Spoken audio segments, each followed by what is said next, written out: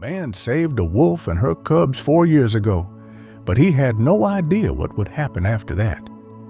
Wolves are the best hunters because they are mean, smart, and quick. On the other hand, even they need help sometimes.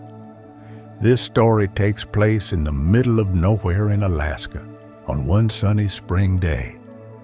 A man named John was looking for gold in Coho Creek, which is on the southeast side of Alaska's Caprino Island. He suddenly stopped moving as soon as he came out of the forest that lived on the island. In a bog not more than 20 feet away, there was a big Alaskan timber wolf. John knew that one of his hunter friends, George, owned the trap that it got stuck in. The wolf would have died that day if John hadn't been out. George had died of a heart attack the week before. John got closer to the wolf because he thought he could help it. The wolf backed away, shaking the chain of the trap to try to get out. It was scared and confused when the person came closer. John then saw something very important. The wolf was a female and her teats were full of milk.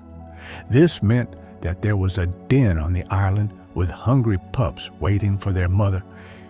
John stopped in his tracks, hoping that the mama wolf would no longer be scared of him. He looked at the wolf carefully and thought she hadn't been stuck for very long, maybe just a few days. That was a good sign because it meant her pups were still alive. Since the mother wolf had cubs to care for, she wouldn't have gone too far from the den. Her kids wouldn't be more than a few miles away.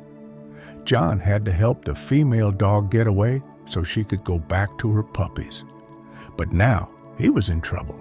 Although John wanted to set her free, he was afraid that the wolf would become angry and try to kill him to protect her babies. John was scared for his life, so he made another plan that he hoped would work. Instead, he chose to look for her cubs and bring them back to their mother. He started to look for clues or tracks that would show where the mother had come from. Some prints were still there when he looked in the snow spots around the edge of the bog. The hunter followed the tracks for half a mile through the woods and then up a hill with lots of rocks. John finally found the wolf's den at the base of a huge spruce tree. John was careful as he walked up to the den.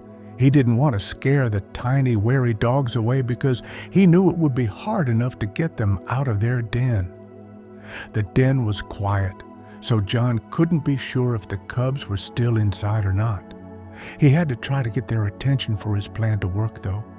His first sound was a high-pitched squeak, like their mother's call, but there was still no sound or movement from the den. John didn't give up, so he called again. When the cave opened again, 4 little pups were there.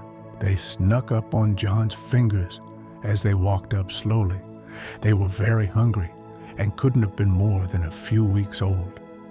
John picked up the puppies one by one and put them in his cloth bag. After making sure the baby wolves were safe in his bag, John turned around and went back down the hill to their mother. As soon as John got back to the trapped mother wolf, she stood up straight when she saw him. She whined loudly as if she knew the man was carrying her kids. As soon as John took the puppies out of his bag, they were all nursing on their mother's belly. John still didn't know how to free the female dog, even though the puppies had been fed and were safe and sound with their mother.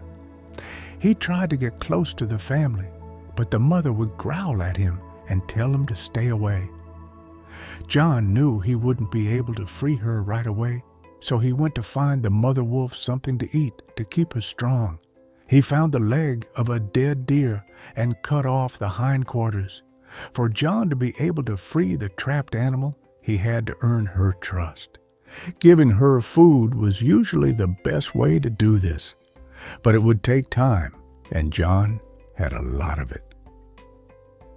The hunter built a rough cover for himself next to the family of wolves and fell asleep quickly. He woke up the next morning to find 4 fluffy balls of fur sniffing at his face. He seemed to have won the trust of the wolf pups, but their mother still didn't trust him fully. Over the next few days, John spent some time looking for treasure and some time trying to help the dog that was stuck. To show that he wasn't dangerous, he would throw her deer meat and play with her babies. When the man talked to the animals, he moved a little closer to the trap each time. In the evening of the 5th day, John was bringing the female wolf her daily meal of deer when he saw something positive. Her tail was wagged a little. John sat down only 8 feet away from her, so close that the wolf could have broken his arm with a snap of her teeth if she had wanted to. He was happy that it looked like the animal finally trusted him. The man then fell asleep while being surrounded by his family of wolves. John woke up the next morning to the sound of the puppies feeding. He carefully touched them to say hello. He was shocked when the mother wolf didn't growl or move. The man then put his hand on the wolf's stuck leg because he thought this was a good sign. She jerked, but she didn't do anything to stop him. After days of trying to earn her trust, John's hard work was finally beginning to pay off. The steel trap had only caught 2 of the animal's toes. He saw when he looked at it. The man had hoped she would lose the paw, but she wouldn't. The wounds were too big and cut. John found the catch, let go, and pushed down on it quickly. John thought that the mother wolf would quickly gather her cubs and run off into the woods now that she was free. But she did something very different that shocked John to his core. The wolf crept up on the man slowly and started to lick his hands and fingers. John was shocked. He was happy to let it happen, even though it went against everything he knew about dogs. The mother finally made up her mind to leave after some time. She got her pups together and walked into the forest.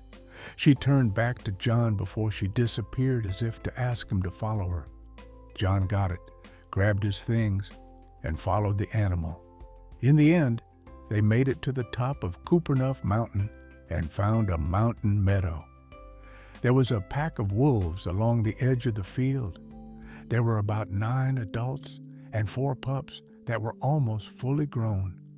The mother wolf and her cubs came up to the pack. After meeting each other for a while, the whole family started howling. John stood back and watched, amazed that he was seeing something so amazing.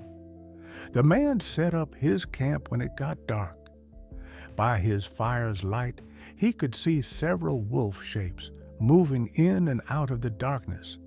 But he wasn't scared. He knew they were just interested in him. John knew it was time to leave when dawn came up the next morning. That whole time, the mother wolf was watching him gather his things. John took one last look back as he crossed the field and came to the far side. He left the mother dog and her cubs where they were sitting and watched him. When John waved his last goodbye, the mother wolf let out a sad howl. After that, he turned around and went down the mountain. What was going to happen next would surprise him. After fighting in World War II for 4 years, John came back to Coho Creek 4 years after he met with the wolves. He saw something as he walked through the woods he knew well. He had saved the mother wolf from that rusty steel trap all those years ago. John had a strange feeling when he saw the trap. He felt like going back to the field where he had last said goodbye to the wolf family. John went with his gut and climbed the mountain until he reached the field. He made a long, low wolf call, which was something he did a lot of times. To his surprise, a howl came back. When John called again, a howl said something. After that, he saw a big dark shape moving toward him. As the animal moved across the field, he knew it was a wolf. But it wasn't just any wolf. It was the one he had saved. The animal stopped right in front of John, and her fluffy tail wiggled a little. Then she was gone again, just as quickly as she had come out of the woods. Soon after, John left the island. He never saw the animal or her puppies again, but the image of them would stay with him forever. No one knows for sure if this story is true or not, but many of us have felt the magic of having a special bond with another animal because we have pets.